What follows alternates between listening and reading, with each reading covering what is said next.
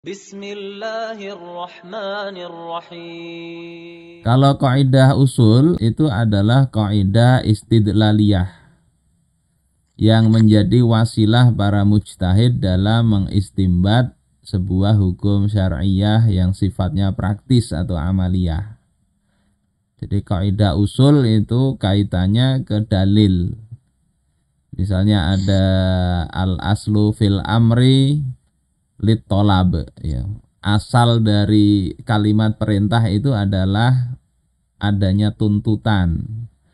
Nanti ada ulama yang lain kaidah usulnya al-aslu fil amri lil wujub. Hukum asal dari adanya perintah itu adalah wajib. Jadi itu kaidah usuliyah, karena yang dijadikan objek penerapannya nanti adalah dipraktekkan ke nas atau ke dalil. Nah, kalau kaidah fikih atau kaidah fikhiyah ini itu intinya sebetulnya generalisasi dari hukum syara' yang sifatnya aghlabiyah, dominan gitu ya. Jadi ya ibarat mirip kalau bahasa Arab itu wazannya lah, timbangannya begitu. Tapi ini bedanya adalah kaidah fikih ini objeknya ke perbuatan. Jadi sudah hukum ke perbuatan mukallaf. Dan dia ini sifatnya aghlabiyah, artinya dominan. Berarti ada kasus-kasus yang kaidah itu enggak berlaku. Ini perbedaannya. Nah, kita masuk ke kaidah fikhiyah ini. Kaidahnya ini berbunyi macam-macam ya ungkapannya itu, tetapi maknanya kurang lebih beginilah. La yungkaru ya taghayyurul ahkam bi taghayyuriz zaman wal makan.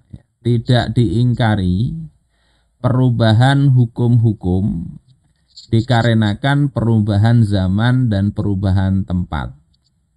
Ini kaidah cukup masyhur sebetulnya kalau kita membahas masalah usul. Nah, masalahnya sekarang ini kaidah ini dipakai dia di tengah mungkin pemahaman usul fikih yang kurang ya, atau paham aja tetapi terpengaruh oleh pemahaman asing. Sehingga akhirnya dianggap Islam itu fleksibel. Berjalan sesuai dengan perkembangan sosial, ekonomi, politik ya. Tiap waktu dan tempat itu bisa berubah. Ya mirip-mirip bunglon. Giliran zaman Belanda bela Belanda, giliran zaman Soekarno bela Nasakom misalnya, giliran zaman Orba bela yang pokoknya yang senantiasa bisa berubah sesuai dengan waktu dan kepentingan.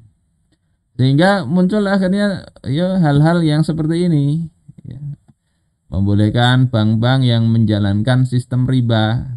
Ini sudah kita bahas pada bulan yang lalu bagaimana bantahan Asy Profesor Dr. Wahbah Az-Zuhaili. Salah satu alasannya itu kan memang sudah sulit ya, sulit untuk dihindari. Sudah situasinya sudah begitu. Kemudian antara lain juga para wanita tidak menutup rambut dan leher. Sudah zamannya begitu. Bersolek, campur baur, ikhtilat dengan lelaki non mahram itu sudah dianggap biasa. Ya, sehingga hukumnya akhirnya diubah. Ya, kemudian poligami sekarang ini katanya sudah tidak berlaku lagi. Dulu itu kan zaman perang, zaman laki-laki banyak yang mati sehingga kurang stoknya. Nah, sekarang ini sudah lain zamannya. Padahal faktanya banyak juga sebetulnya lebih banyak perempuannya dari laki-lakinya, terutama di beberapa negara. Terus misalnya hukum waris sudah tidak relevan lagi dan seterusnya. Banyak hal-hal yang dianggap sudah ibarat produk makanan ini sudah expired, sudah nggak layak konsumsi, sudah 1400 tahun lebih. Nah, pemikiran ini jadi bahaya itu ketika tercampur oleh pemikiran-pemikiran ya dari kalangan misalnya ini yang menafsirkan Alkitab ya, dengan metodologi hermeneutika. Dan ini sebetulnya sudah lama pemikiran begitu. Ada Theodor dengan Chrysostom tahun sekitar 400-an Masehi hidupnya. Ya, itu mulai menafsirkan Alkitab, ya, Injil secara kontekstual, gramatikal dan historis. Ini keren kelihatannya kan, mengikuti zaman. Kemudian ini berkembang, ya ada nanti René Descartes itu juga punya penafsirannya berbeda. Jadi wahyu itu akhirnya tidak menentukan. Yang menentukan itu adalah alasan-alasan rasional dan kondisi. Itu pikirannya René Descartes. Nah, yang agak terakhir ini itu adalah Gadamer.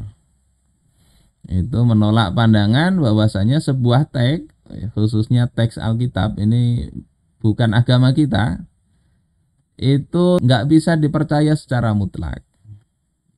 Nggak ada konten yang tetap stabil dan konstan. Jadi senantiasa berubah. Pandangan ini sepertinya juga merasuki kaum muslimin. Al-Quran itu mau diperlakukan seperti Alkitab. Sehingga harus diubah sesuai dengan zaman. Nah, ini contoh beberapa ungkapan. Ya, ini sengaja saya tutup, ya, tapi tahu aja lah nanti orangnya. Dia katakan, apanya yang waras jika cara hidup 1400 tahun yang lalu di secengkal tanah purba hendak diterapkan hari ini di seluruh muka bumi. Jadi dianggapnya syariah itu sudah expired. Ketika mau dipakai berarti ini orang nggak waras.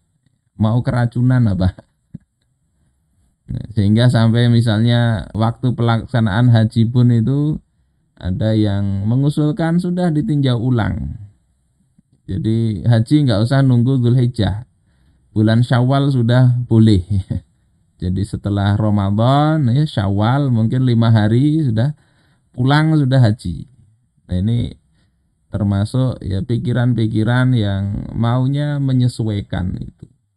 Khawatirnya nanti Jumatan nggak harus hari Jumat, supaya efektif ke hari Minggu aja sudah. Itu latar belakang kenapa ini jadi penting kita kaji. Betulkah kaidah itu ya la yungkaru taghayyurul ahkam bitaghayyuriz zaman wal makan, itu memang membolehkan atau berkonsekuensi kepada expirednya hukum-hukum Islam. Saudara-saudaraku sekalian rahimakumullah, sebetulnya ada dua pendapat. Pertama, ada kalangan yang menolak kaidah ini. Jadi ini kaidah nggak bisa dipakai. Katanya ya hukum syaroknya itu tetap. Kalaupun ada perubahan itu yang berubah itu hanya objek hukum. Ya, manatul hukum, objek yang dihukumi berubah, maka hukumnya berubah. Berubahnya itu bukan berarti mencela-mencele gitu, bukan, tapi menghukumi objek atau manat yang berbeda sehingga hukumnya satu-satu. Yang kedua itu ada yang menerima. Ini masyhur juga para ulama menerima kaidah ini. Tetapi ada banyak batasan yang harus dipenuhin. Ini yang kadang dilanggar. Ya, pakai kaidahnya ngawur. Hantam kromo kata orang Jawa. Terus yang kedua ada pengecualian-pengecualian. Jadi kalau mau menerima kaidah ini, lihati itu batasannya, lihati pengecualiannya. Kalau menolak lebih simpel lagi sebetulnya, nggak usah pakai kaidah ini.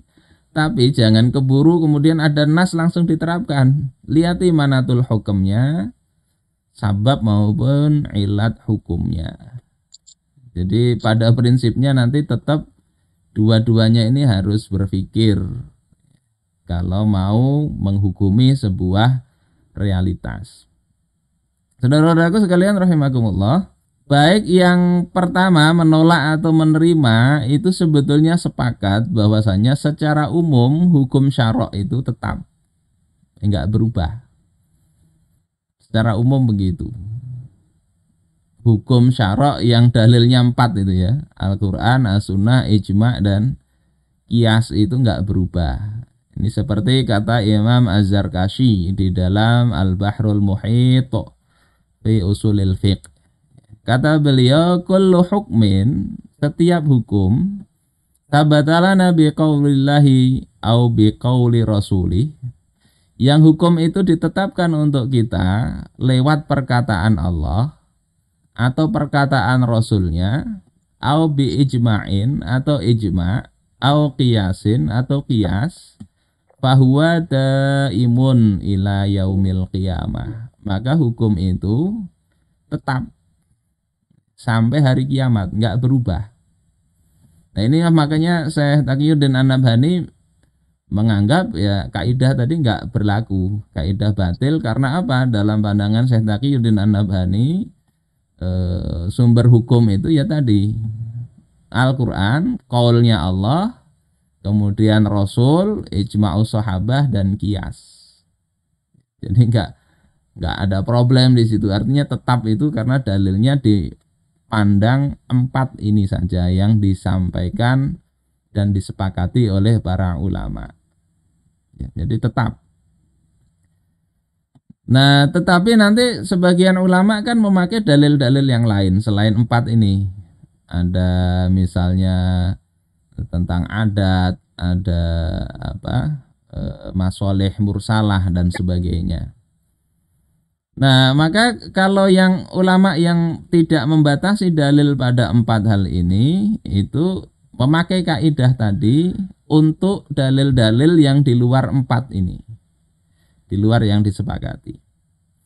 Ini di dalam kitabnya Thahir bin Ashur ya, Maqasidus Syariah. Kata beliau, umumus syariah ya, sairul bashar fi sairil usur.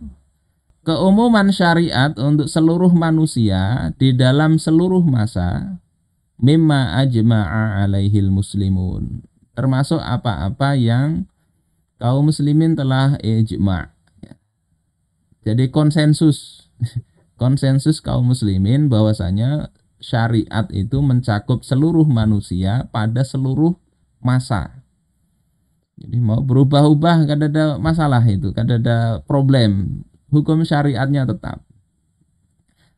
Wa qad ajma'u ala annaha ma'a umumiha, dan mereka itu telah bersepakat, telah terjadi konsensus bahwasanya bersama dengan keumuman syariat itu sholihatun linnasi fi kulli zamanin wa makan. Itu layak untuk manusia di setiap zaman dan setiap tempat. Nah, alasan yang menolak kaidah ini seperti Syekh Taqiyuddin An-Nabhani, karena tadi pertama Syekh Taqi itu membatasi sumber hukum cuma 4 tadi, yang qat'i ya. Kemudian mendefinisikan hukum syariat itu adalah khitabus syari', seruan asyari', seruan Allah Ta'ala.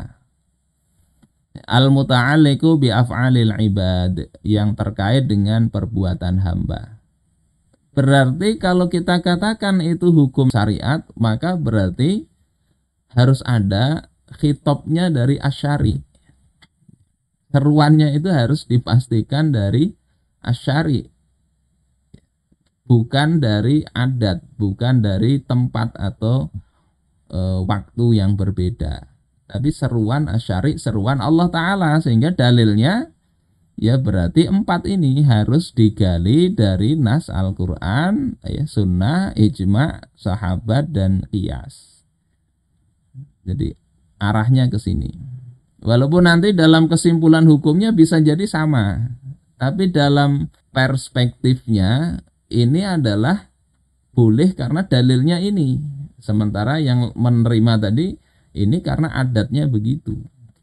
Seperti pembahasan tentang syar'u man qablana, syariat sebelum kita. Maka kita pandang syar'u man qablana laisa syar'an lana. Ya, syariat sebelum kita itu bukan syariat kita. Sementara ada ulama yang memakai syariat sebelum kita itu jadi syariat kita selama tidak dinasakh. Nah, itu kan dua kaidah yang berbeda. Contohnya puasa. Kan Allah katakan kama kutiba 'alal ladzina min qablikum, sebagaimana puasa itu diwajibkan atas orang sebelum kalian. Oh, berarti ini kan syariat orang sebelum kita. Tetapi yang dipakai oleh Syekh Taki misalnya itu bukan karena syariat sebelum kita, tapi itu karena disyariatkan untuk kita juga. Jadi sama-sama hukumnya wajib, tapi satunya memandang itu syariat sebelum kita, satunya memandang ini syariat kita. Yaitu perbedaan pendapat yang biasa lah, biasa. Nanti tinggal kita lihat alasan penolakannya ini loh ya. Nanti yang membolehkan kita lihat batasannya seperti apa. Kata Imam Al-Juwaini, "Lau kanat qadaya syar'i takhtalifu bi ikhtilafin nas." Andai kata persoalan syariat ini, ketetapan syariat itu berbeda ya, dengan berbedanya manusia, watana sukhil usur, dan kemudian bisa dihapus oleh masa, ya, lan halla ribatus syar'i, ini saya akan ya, hilang atau terlepaslah ikatan syariat itu, hilang karena berubah tadi. Yang kata screenshot tadi itu sudah 1400 tahun masa mau dipakai. Nah, itu enggak betul begitu. Ini alasan yang bisa kita simak, kita pakai. Kaidah itu tidak tepat. Nah, alasan lainnya ini bisa dilihat di dalam Raudhatun Nadhir wa Jannatul Munadhir ya. Idza warada lafzul umum ala sababin khas.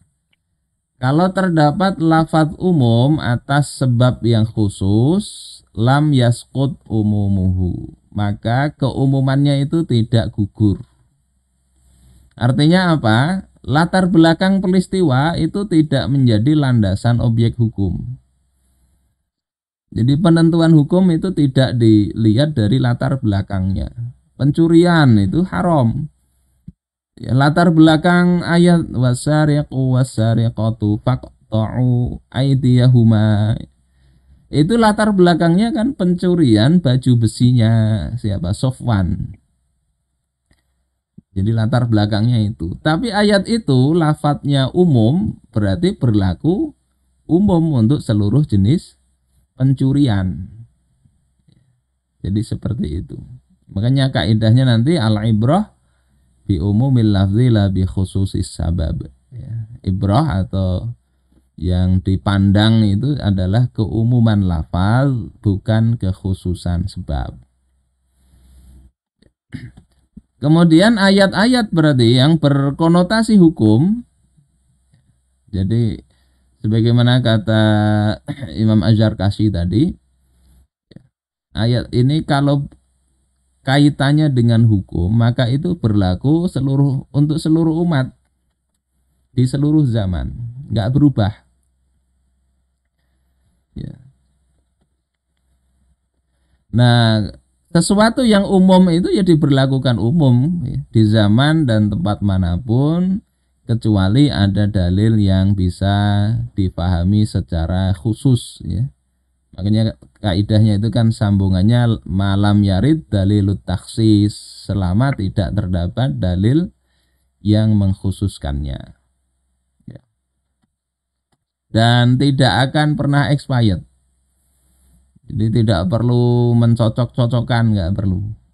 Yang ada itu setiap penerapannya ini dipahami dulu realitas masyarakat, tetap dipahami, karena nanti ada manatul hukminya ketika berbeda, berarti penerapan hukumnya juga berbeda dong, nggak sama tadi. pahami realitas, kemudian memahami nas atau hukum syaroknya, kemudian mengimplementasikan hukum kepada realitas. Misalnya ada sapi mati, itu kan realitasnya ada sapi mati. Kemudian kita pahami ini matinya disembelih apa enggak. Itu kan berarti tahqiqul manat, meneliti bagaimana objek yang kita hukumi itu. Oh ini matinya bekas disembelih tapi kemudian nyemplung sumur, kelelep. Nah itu kan agak repot. Ini mati kelelep kah, mati disembelih kah? Nah itu perlu ditahqiq dulu. Ya. Kalau perlu mungkin diotopsi. Ini meninggalnya penyebabnya apa? Dari situ maka hukumnya ini bisa halal, bisa haram. Ya, kalau ternyata matinya karena disembelih maka dia jadinya bukan bangkai. Ya, hukumnya apa? Halal. Tapi kalau dia ternyata matinya karena kelelep saja, sembelihannya juga belum memutuskan urat saluran nafas maupun makanan, maka itu hukumnya bangkai. Kan seperti itu. Jadi haram, padahal faktanya sama, sapi mati. Ya. Jadi memahami realitas, memahami nas, kemudian dihukumi. Nah kalau yang dihukumi realitasnya itu ternyata menyimpang, maka ya harus diubah dong realitasnya itu. Jadi adatnya diubah, kebiasaannya itu harus diubah, disesuaikan dengan hukum syariatnya. Kalau kondisi atau adat yang diteliti itu sesuai saja dengan hukum syariat, maka berarti ini boleh. Bolehnya itu karena tadi nas atau hukum tadi, bukan karena realitas, tapi karena nasnya ini, bukan karena adat juga. Misalnya di masyarakat diteliti ini sudah jadi adat nih, ya, tinggal pahami nasnya. Nasnya ini membolehkan nggak yang jadi adat itu? Kalau memang boleh, berarti bolehnya itu karena nas ini, karena dalil, bukan karena adatnya ini.